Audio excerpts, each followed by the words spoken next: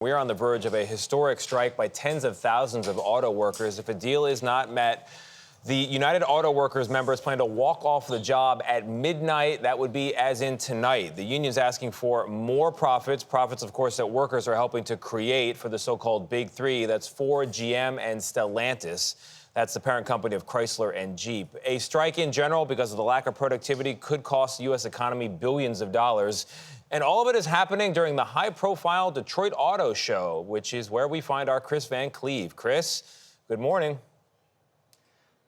Good morning, Tony. You wouldn't know that this city is on countdown to 11:59 p.m. if you looked at the auto show. It's been business as usual here, but even insiders are now saying without a breakthrough, a strike is feeling increasingly unavoidable.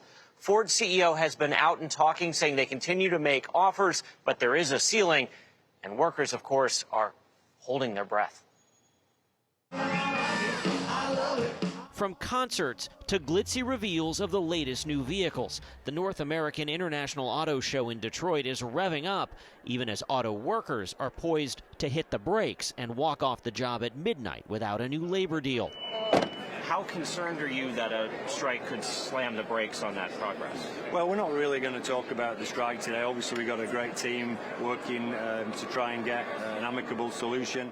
The United Auto Workers Union entered negotiations with Ford, General Motors, and Stellantis, seeking up to a 40% raise, a 32-hour work week, a return of pensions, and the reversing of concessions made during the Great Recession in 2008, when the Big Three teetered on the verge of collapse.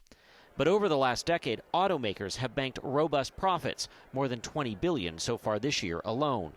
The Big Three can afford to immediately give us our fair share.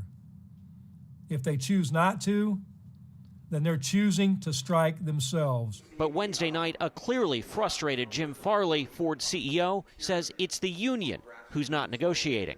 If there is a strike, it won't be because we didn't put a great deal in front of them, because we have 4 times. Can you avoid a strike at Ford? You can't negotiate successfully if you don't get feedback. So I don't know how to answer your question. Hanging in the balance are more than 150,000 auto workers like mother of 2 Jasmine Hickman. So it's been quite stressful. She and her husband could both find themselves on strike by Friday, losing their health benefits and living on strike pay of $500 a week each. We don't want to break our company, but we also want to be paid for our fair wages. Of course, $1,000 a week for a family of 4 doesn't go very far. The union strategy is to strike specific plants that are key to making some of the automakers' most lucrative vehicles. Economists say it's a risky strategy, and even a short strike against all 3 automakers, say 10 days, could cost $5.6 billion to the economy.